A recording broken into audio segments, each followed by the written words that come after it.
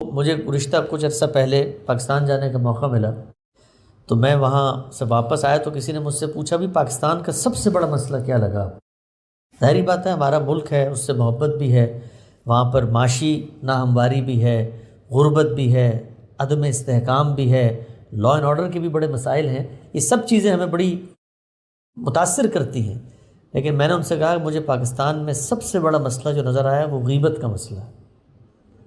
آپ جس محفل میں بیٹھیں، جس جگہ جائیں، وہاں پر آپ کو غیبت ہوتی ہوئی نظر آئے گی۔ آپ ساس کے ساتھ بیٹھیں تو بہو کی غیبت نظر آئے گی۔ آپ ادارے میں جائیں تو آپ دیکھیں گے کہ جونیئر لوگ جو ہیں وہ اپنے بیٹھ کے سینئر کی غیبت کر رہے ہوں گے۔ آپ سیاسی جماعتوں میں جائیں تو وہاں پر یہی کام ہو رہا ہوگا۔ آپ مذہبی مراکز میں چلے جائیں تو ہر جگہ معاشرے میں جہاں اٹھیں گے بیٹھیں گے وہاں پر آپ کو غیبت ہوتی ہوئی نظر آئے گی۔ یہ غیبت کیا چیز ہے؟ ہم کسی شخص کی عدم موجودگی میں اس کے بارے میں منفی کلمات کہتے ہیں اور وہ حقیقت میں پائے جاتے ہیں۔ ایسا نہیں کہ وہ پائے نہیں جاتے، وہ اگر نہ پائے جائیں تو وہ بہتان ہوگا، پائے جاتے ہیں۔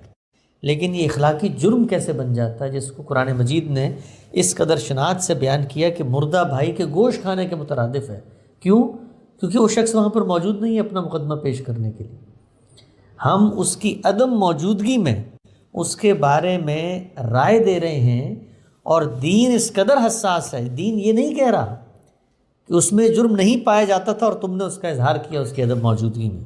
نہیں، دین یہ کہہ رہا ہے کہ یہ جرم پایا جاتا تھا، اس میں پایا جاتا، یہ نہ پایا جاتا تو یہ تو اتہام ہے، یہ بہتان ہے اور یہ افترا ہے اس کے اوپر۔ پایا جاتا تھا تب بھی تم نے اس کی عدم موجودگی میں اس کے بارے میں منفی جذبات کا اظہار کیا۔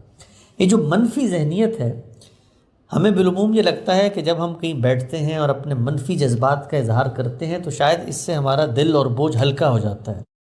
دنیا میں اللہ کی آزمائشوں میں سے سب سے بڑی آزمائش انسان کو منفی ذہن میں مبتلا کر دینا ہے۔ ہم جب کسی کے بارے میں غیبت کر رہے ہوتے ہیں، بری بات کر رہے ہوتے ہیں، اس کے رویوں کے بارے میں لوگوں کو متوحش کرنا چاہتے ہیں، تو اس کا اثر لوگوں پہ بہت کم ہوتا ہے، سب سے بڑھ کے ہماری اپنی شخصیت پہ ہوتا ہے۔ ہم چیزوں کو غلط زاویے سے دیکھنا شروع کر دیتے ہیں، اور پھر اس کا ایک اور نتیجہ بھی نکلتا ہے۔ انسان کے جو اوہام ہیں وہ بانج نہیں ہوتے، وہ پھر بچے دیتے ہیں۔ پھر آپ سے آپ ہم اپنے ذہن میں تخیل پیدا کرتے چلے جاتے ہیں۔ آپ نے اکثر اس چیز کو دیکھا ہوگا کہ کسی شخص سے کوئی جھگڑا ہو جائے یا کوئی ناہمواری ہو جائے یا کوئی اونچ نیچ ہو جائے تو تھوڑی ہی دیر بعد انسانی دماغ ایک پوری کہانی بنا کے آپ کے سامنے کھڑی کر دیتا ہے، اور وہ کہانی پھر بچے دیتی ہے۔ وہ اپنے اطلاقات اور فروعات میں آپ کو اور مائل کرتی ہے کہ دیکھو وہ کام بھی اسی نے کیا ہوگا، یہ جو تمہارے ساتھ زیادتی ہوئی اس کے پیچھے بھی اسی کا ہاتھ ہوگا، کیونکہ یہی تو ہے جو تمہارا دشمن ہے۔ تو اس دنیا میں ایک عارف نے کہا تھا سب سے بڑی کامیابی یہ ہے کہ آپ مثبت ذہن کے ساتھ جئیں، اور دنیا سے جب آپ رخصت ہوں تو ایسے رخصت ہوں کہ آپ کے دل میں کسی شخص کے بارے میں کوئی منفی جذبات نہ ہو۔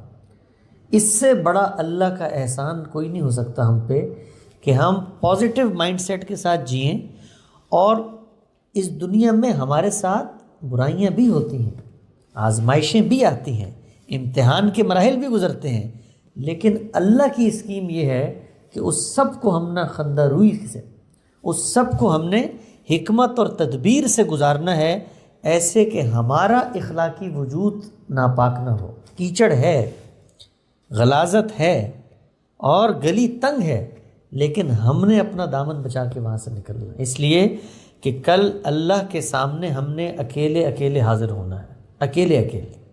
جئتمون فرادا، قرآن مجید نے بتایا کہ تم سب اکیلے اکیلے آؤ گے میرے پاس، اور وہاں پر ہمارے پاس پیش کرنے کے لیے کوئی عذر نہیں ہوگا۔ دنیا میں تو آپ دیکھیں ہم دوستوں کے حلقوں میں بیٹھتے ہیں اور پوری کی پوری تقریریں کر دیتے ہیں، یار فلاں آدمی تو ایسا ہے، فلاں آدمی تو ویسا ہے۔ اللہ کے سامنے ہم کیا کریں گے؟ تو سب سے بڑا امتحان اس دنیا میں بطور مسلمان ہمارا اگر ہے تو وہ یہی ہے کہ ہم ادائے حقوق میں کہاں کھڑے ہوئے ہیں۔